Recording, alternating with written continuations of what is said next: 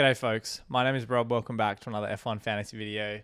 This is my last F1 Fantasy video for 2023. I will say this now, I'll say it at the end of the video. But before we dive into what exactly this video is going to consist of, I do want to express from the bottom of my heart the utmost gratitude and thanks to all of you that have engaged, have liked, have commented on my YouTube channel, on my Twitter page. It has been truly the most incredible 12 months doing this. I've obviously been doing it for 2 years now, but YouTube for just 2023.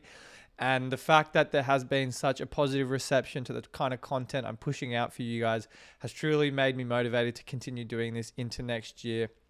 I've really loved every moment of it. It at times has been like quite a challenge in many respects, having to record multiple videos for every single race week, particularly when we have some triple headers. But I have been provided with such a wonderful opportunity to do this on my own channel, to do this with my friends over on FanAmp, who we do 2 streams with or 2 videos with every single week as well.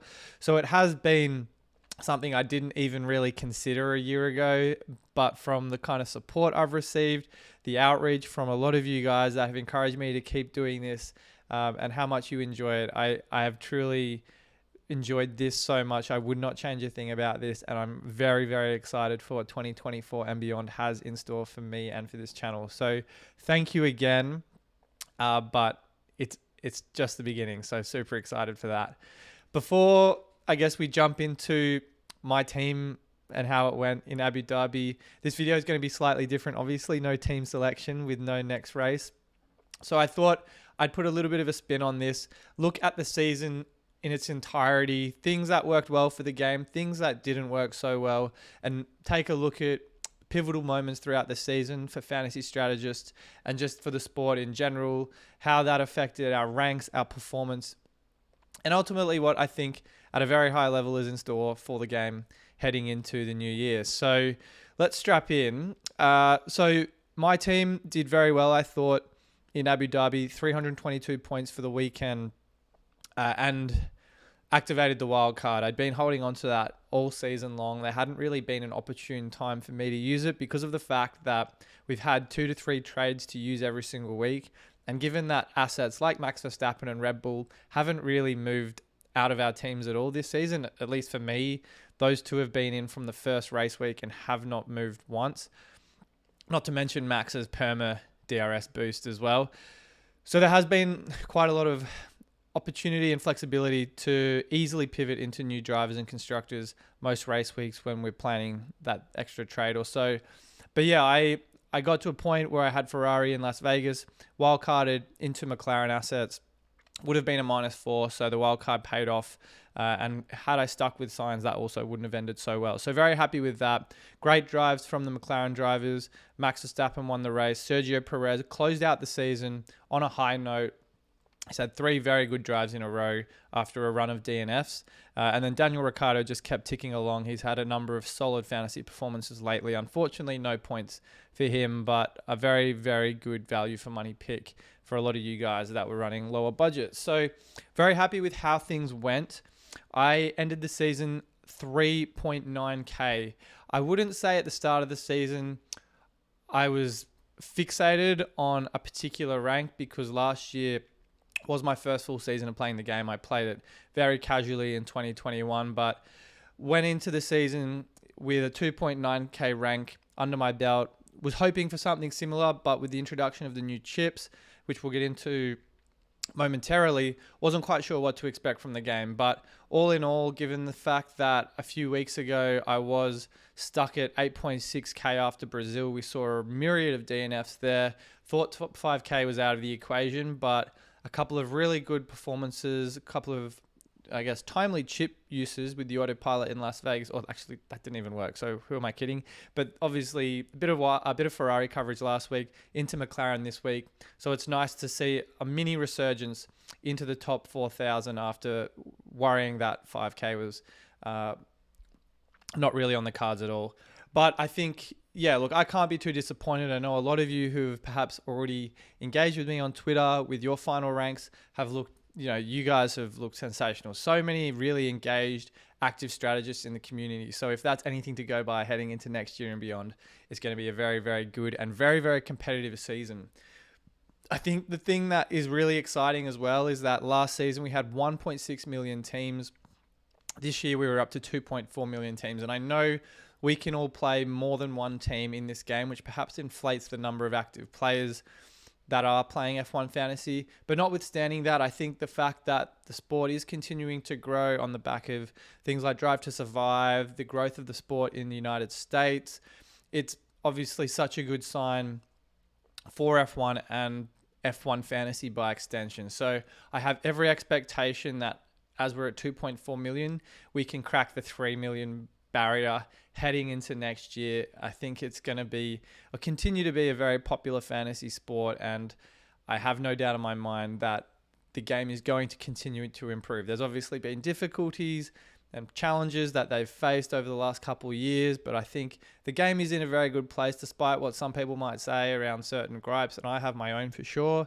But at the same time, I definitely think that there is still a lot of room for improvement, but I think the game is in a good place, in good hands, and I have every expectation it's going to get even better in 2024. So obviously very exciting, content with my rank, another decent season in the books, but I do want to give a particular shout out to Gavin Almeida, who topped the F1 Fantasy Hub 2023 League with over 1,000 teams. So congratulations, Gavin. He finished 7th overall in the world, first in India. So a tremendous achievement there. And be sure to give him a follow on Twitter. I will stick his name in the description, and the winner of my fantasy league, I need to find that for who won last year, will be in the description for all my videos moving forward to, I guess, acknowledge and recognize the success and the accomplishment of that fantasy strategist in that season. So congratulations, Gavin. Big ups to you. I'm looking forward to seeing who can take the crown in 2024. So I think in terms of a season recap for me, there's a couple of things I want to dive into. And I think the most important and most exciting thing to highlight was bringing back the F1 fantasy game in-house. As far as I'm aware, at least, there hasn't been much communicated around who the developers for F1 Fantasy this season were. For those of you that played in 2022, PlayOn, as well documented, PlayOn were the developers. They experienced a number of different issues and challenges throughout the season, namely Hackerman, who essentially not destroyed the game, but made it almost unplayable at certain points in the season. So I think they were moved on. And F1 made changes to ensure it was a very different game to what we saw 12 months prior. That included the introduction of new chips, different scoring mechanisms, and I've got my own thoughts on those, which I'll cover in a video in pre-season next year. But I think the biggest gripe me and a lot of others had in the first week or first few weeks of the season was the pricing assigned to certain drivers and constructors. And the reason why I've got this team on the screen here, the team I had in Bahrain, was because Aston Martin in particular and Red Bull as well were very underpriced in the first race of the season, despite what we saw in preseason testing. Max Verstappen, he started the season at 26.9, and unlike last year, where no driver above $20 million could be DRS boosted or what was called turbo driven, any driver could be DRS boosted this season. So Max automatically became the best option every single week in this game, and that was the reason why he never really left my team. The other thing was to start the season off with Fernando Alonso priced at 8.3 million, Lance Stroll at 7.5, and Aston Martin at a mind-boggling 6.7 million. Based on what we saw in preseason testing, that was by far not accurate whatsoever, and I think that essentially dictated how fantasy played out for the first half or so of the season. Max is obviously way too cheap, or was way too cheap for a permanent DRS boost option, and I think he still was at the end of this season. I hope they rectify his starting price heading into 2024. But I think because of the fact that Aston Martin was so grossly underpriced, there just wasn't really enough of a reason for us to move to other drivers and constructors until such time that A, we had enough budget, or B, we saw a shake-up in the meta or the template build. And I think, interestingly enough, that pivotal swing for a lot of our teams happened at or around that Austria, Silverstone, Hungary, 3-race window. Austria was a very popular pick for a lot of people to triple DRS boost Max and double DRS Checo. which I ultimately did. I'll get into that later in the show. But I think another thing to point out was around that Silverstone Hungary time, after a lot of people had activated this mega chip and seen market improves in their ranks, McLaren emerged, and those people who were early adopters of the Papaya assets, Lando Norris, Oscar Piastri, and the constructor, were able to capitalize on that improved performance and move away from Aston Martin, who at that time were showing signs of regression. There was still some, I guess, debate to be had as to how much coverage of either Aston Martin or McLaren people were or should be going with. But those people who ultimately went for the Men in Orange from Silverstone and ultimately in Hungary, where they became more of a popular template option, those people were certainly rewarded with not just the points, but also the budget that followed with the price increases as a result of those great drives. So that was thankfully a reason for a lot of people to move off those Aston Martin assets, and that's when those zombie teams perhaps fell back in the pack a little bit, and the engaged, active strategists were able to move further up the ranks. So that was thankfully a very pivotal moment. I think later in the season, as our budgets continued to grow into the 130s, the 140s, whatever it might have been, that was when we were able to bring in more Mercedes and Ferrari coverage, which just wasn't feasible in the first half of the season. So great to see a little bit of variety in the second half of the season, but hopefully we see that from the outset in 2024, because that's what makes a truly interesting and challenging fantasy game. And you don't want a fantasy game where everyone has the exact same team, which is what you essentially see on my screen now, and which is what everyone had for the first half of the season. One follower of mine on Twitter in particular said he didn't make a single change to his team, which I believe was something like this the entire season, and he still finished 200,000 overall out of 2.4 million teams. So it goes to show that the first half of the season really carried so much weight in terms of the lack of variety and lack of options available to us. But I do want to, before I go into the pivotal moments of the season, briefly cover off my chip usage for the season. We'll get to the right-hand side in a minute. But as a result of the fact that there weren't really until Baku any sprint races, that was a street circuit too, so a little bit of risk. We didn't really see most chips for engaged strategists being used from about the second third of the season. So from about Monaco, Austria were popular picks to use it. I think a couple of people might have used some powerful chips at Azerbaijan too, but it wasn't really until the second half of the season where we started to see a higher use rate of chips in the game. I used Monaco as a great opportunity to deploy my final fix chip, as was the case for 4 out of my 6 chips this season. 4 of those 6 just did absolutely nothing for me.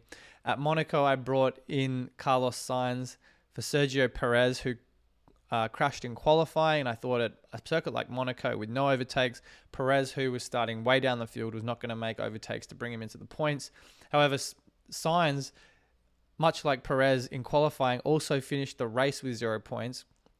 So it was essentially, it didn't negate anything, but I gained 0 value from using that chip there. A great opportunity would have been to have used it later in the season at Qatar when Sainz had that DNS fuel issue. But hindsight is a wonderful thing, and you sometimes just can't plan and predict some of these chips.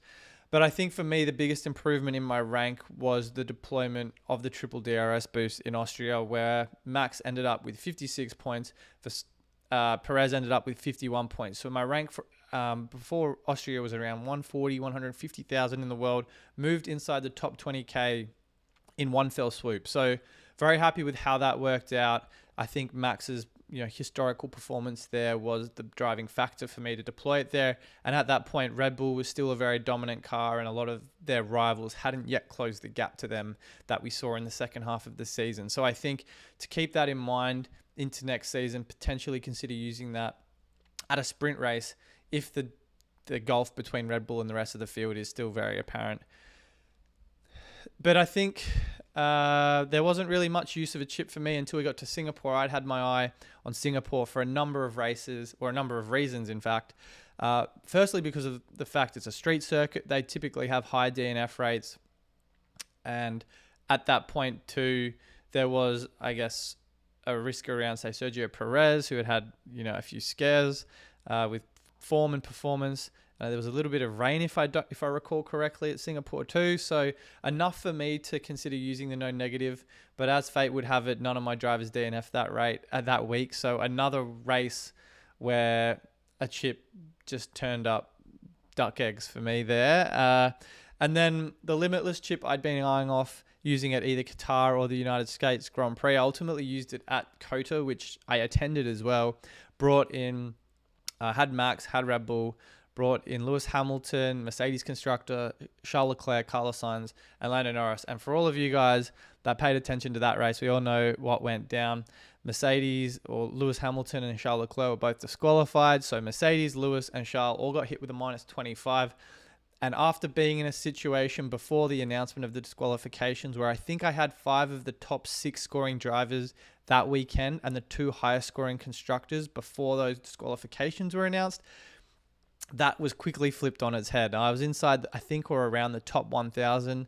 And before I know it, my rank had dropped using the second most powerful chip in the game. So not ideal. It was a bit of a kick to the guts there where I thought I'd really set myself up nicely for a strong run into the rest of the year. So top 1,000 went out the window as soon as that was announced, and was for a lot of others, as well as myself, a pretty gut-wrenching weekend. Probably one that will live on in infamy for me and several others that use Limitless there. But that's just how the cookie crumbles sometimes.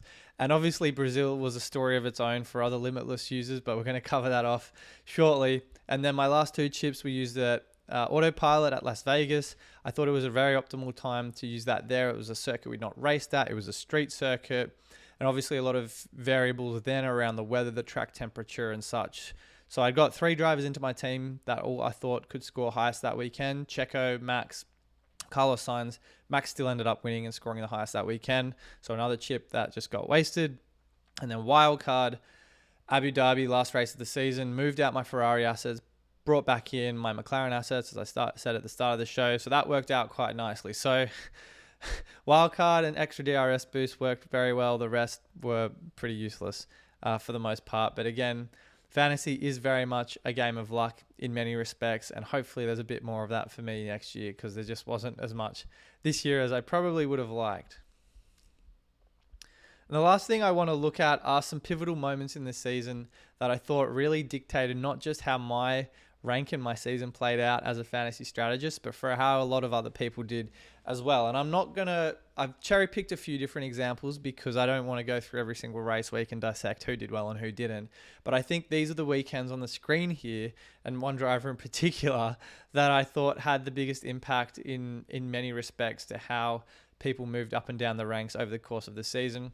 For me, Monza was perhaps not the highest scoring weekend, but the one that saw a number of people that went against the general consensus move up the ranks pretty significantly. So Monza, Ferrari and Mercedes did very, very well in practice. They just looked very good. It wasn't expected that would be a circuit, certainly at least not Mercedes would do well at.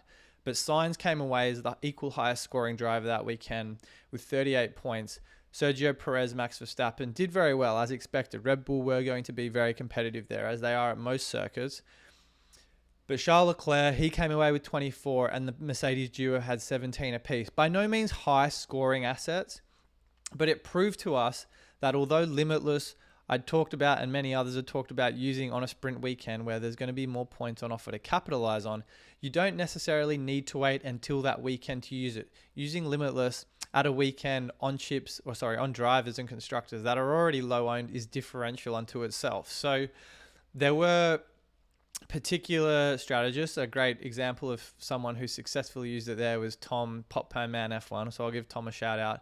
And that I think was a pretty big catalyst for him moving up the ranks in one weekend at a less popular weekend to use something as powerful as that. But it paid off, and it paid off handsomely. So all the kudos to Tom there for making that decision, and a number of other people who also went with that were handsomely rewarded. So a great opportunity to capitalize on those encouraging signs from the lower owned assets that weekend. And it goes to show that maybe we'll see a weekend like that in 2024 where it's not a sprint weekend, but Limitless at the time seems like a very logical choice. So keep that in the back of your mind. but it put to bed the argument that Limitless had to be used on a sprint weekend only, even though I did, but I can live with that. Another weekend was Singapore that I thought I don't think it was quite a seismic shift as some of the other weekends we saw, but it was the first weekend and the only weekend that a non-Red Bull driver won a race. Goodness me, it's getting late. And Sainz, for the second week in a row, topped all point scorers. He came away with 45 points and the win. So a mega result for him there. And it was similar to Monza to a certain extent, a weekend where we saw in practice the Red Bulls struggled in Singapore more so than they did at Italy the week prior. But those people who were daring enough to say use autopilot or DRS boost, someone like Carlos Sainz, Lewis Hamilton, even Lando Norris potentially were again rewarded. And funnily enough, I had Sainz for this race. I didn't DRS boost him, but it was after Singapore where I had my highest rank of the season at 3.2k. So unfortunately, it was all downhill to a certain extent there, but I went into this race using the no negative. It was a street circuit, as I pointed out, with a bit of risk. So I thought, why not throw that down? Unfortunately, or at least fortunately, depending on how you look at it, none of my drivers DNF. So I guess a lot of people, again, who capitalized on the strength of other teams other than Red Bull and maximized the opportunities there were, again, rewarded very well. So kudos to those people who made the most of that Ferrari breakthrough. I think, as I've already talked about, the weekend that really hurt a lot of us was the Circuit of the Americas race, and mostly because of the disqualifications from Leclerc and Hamilton. The drivers that were in the mix and did very well that weekend, Verstappen, he had 53 points, Lando Norris, 46 points, Carlos Sainz, 32 points. Great results. But obviously, the thing that really hurt me was Lewis and Charles. And as I said, I guess I had a number of high-scoring drivers until the disqualification. So a lot of us were ultimately burned by that. I thought it was a great weekend, and I definitely think I made the right decision. Every chip this season, I would happily make the same decision again, although not a lot of them worked out the way I was expecting. I think the one thing I wanted to be sure about going into this season was when I use a chip or make a decision that is expected to certainly and materially affect how my team goes that weekend, I want to be confident in that decision. And just about every decision, chip, usage, trade decision, whatever it might have been, I was at peace with that decision. I know I stressed a number of times on deadline streams and such, but the decisions at the end of the day I made fairly confidently. So I can at least hold my head high knowing that I'd do that all again, even if it was not the ideal outcome. So Circuit of the Americas, that one hurt pretty bad, and it pretty much put me on the back foot to chase that top 1K after a couple of interesting weeks. Much like Circuit of the Americas though, Brazil was another weekend where we saw the opportunity to deploy the Limitless chip. Brazil was a circuit and has historically been a circuit that Mercedes has done very well in. We fully expected, or at least I certainly did, Mercedes to have that breakthrough win. Russell had his maiden win there last year in 2022, and based on the form we were seeing from Lewis at Mexico, notwithstanding that disqualification at the US Grand Prix where he still drove very, very well, and a number of other races preceding that, many people had very high hopes for him heading into Brazil. He was an honorary citizen there too. And we got to a point, whether it was in practice or over the course of the entire weekend, where the performance from that Mercedes just wasn't quite up to the standard we were expecting. And, Russell, I ended up getting him in that weekend. He DNF'd and ended the weekend, I think, with 1 point. Lewis Hamilton finished the weekend with 13 points and was battling with Alpine and AlphaTauri, which is just not something you're going to see that much, that often, especially from a team like Mercedes. And the Limitless teams, once again, like at Circuit of the Americas, were badly burned.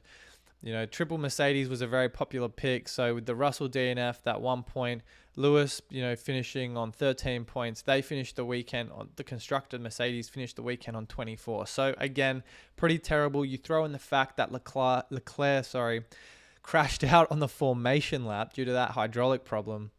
It was just an absolutely catastrophic weekend. Also, I'm also forgetting the fact there was that disaster on the first turn where Albon and Magnussen collided with one another. That took Ricciardo and Piastri out of the race, and essentially that put them kind of out of contention for any decent points hauls fantasy wise. So an absolute disaster class of a fantasy weekend, and much like Circuit of the Americas, a few of us were feeling pretty cut up about that. And it meant with only 2 races to go, you're going to have to react pretty strongly if you're chasing ranks in your mini leagues to be differential. So we saw a lot of people after that heartbreak in Brazil end up DRS boosting other options like Lando Norris, like Carlos Sainz, and having to throw in differential assets as well to try and make up that ground. Some people were rewarded and some people weren't. And unfortunately, again, that's just the situation we're faced with when we're dealing with all of those DQs, DNFs, and those rank swings in one week.